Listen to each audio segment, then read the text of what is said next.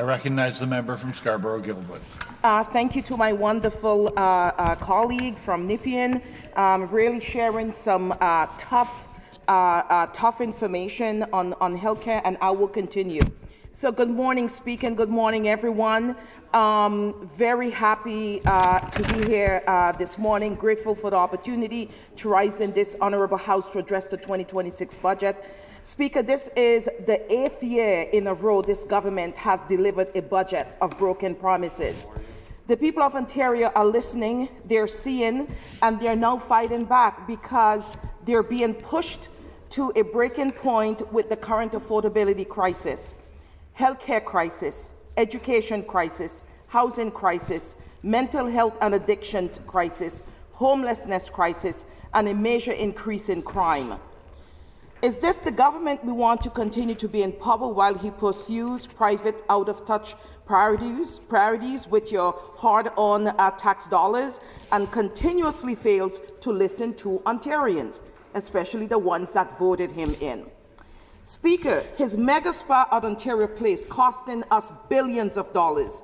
His vision tunnel under the 401 will cost Ontarians over $100 billion.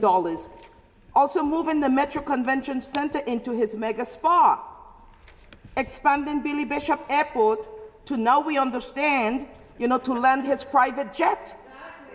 It's all about Doug Ford.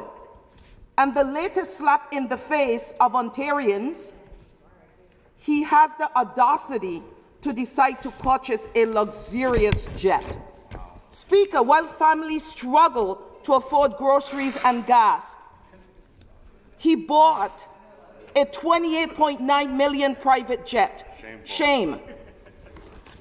This premier wants to live like a billionaire with our hard-earned tax dollars. Only after the people of Ontario stood up and spoke out against this government's reckless spending with no heart for the pain and suffering of so many families are experiencing through this horrible affordability crisis. He decided to backtrack on his decision. But I want to mention something. We all know the best time for a government to announce bad news is on the weekend. Yeah. And this is exactly what happened. But we're not stupid. The people of Ontario elected all of us to be their voice. And we're going to push back today, and we're going to be talking about it today. So we're not going to let that fly. Ontarians may be left holding a liability if it's sold at a loss, or we might not hear the end of it because of the FOI situation. Speaker, this government is also pulling an anti-freedom of information changes from committee to ram them through in secret. With this government, there will be no transparency and no accountability. Nothing here, Speaker. But let me be clear. Ontario cannot afford a premier who hides decisions, spends recklessly, and puts luxury over the 16 million people that call Ontario home. Speaker, this government has cut millions of dollars from half of its ministries, while the government's executive offices have grown by 243% since 2018. This budget mentions alcohol 74 times. Now we know where their focus is. And 24 times in the 2025 budget. Come on. That tells you everything about this government's priorities. Speaker, major cuts to more than half of the ministries are being made to pay for his Captain Canada ads, while healthcare is on the brink of collapse. $1.1 billion in additional hospital funding for 2026-2027. A single-year funding increases make it impossible for hospitals to plan for their financial obligations. Current healthcare funding is barely keeping pace with inflation while demand continues to grow.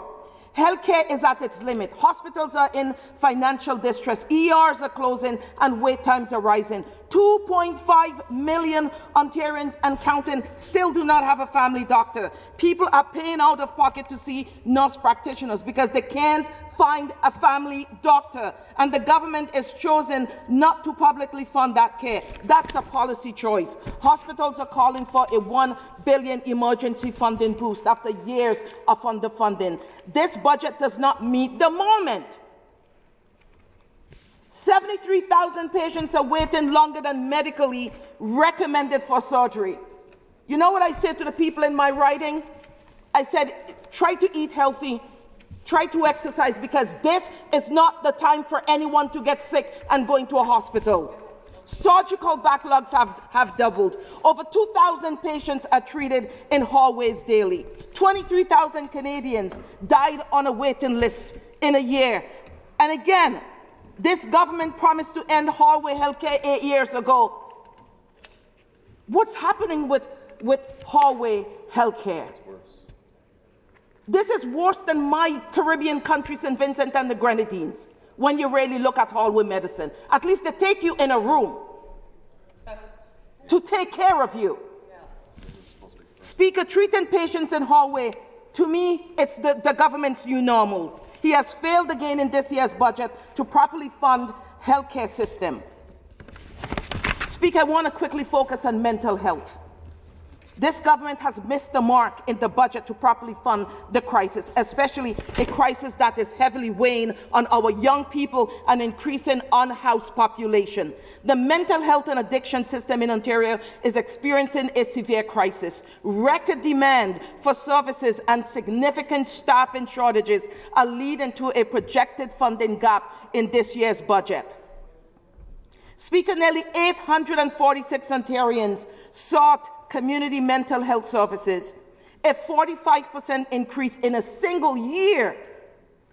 However, the sector has received only one base funding increase over a decade. Speaker, wait times for anyone accessing mental health care is almost 23 months for treatments.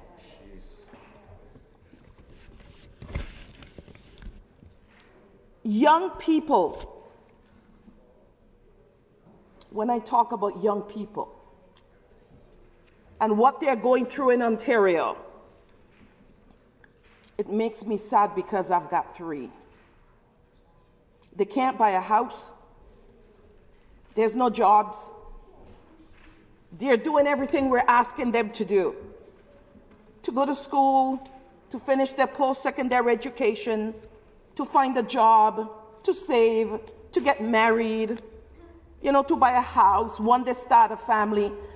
This government is failing the young people in Ontario. They are leaving Ontario in drones. And so because they are suffering, they are going through a mental health crisis, and this government is still failing them on the mental crisis and the mental illnesses that they are experiencing. Guess where the government is throwing them? In the jail. Let's stock up the jail. Speaker, it hurts. And I will die fighting for young people in Ontario and in Scarborough, Guildwood, and Scarborough. Thank you.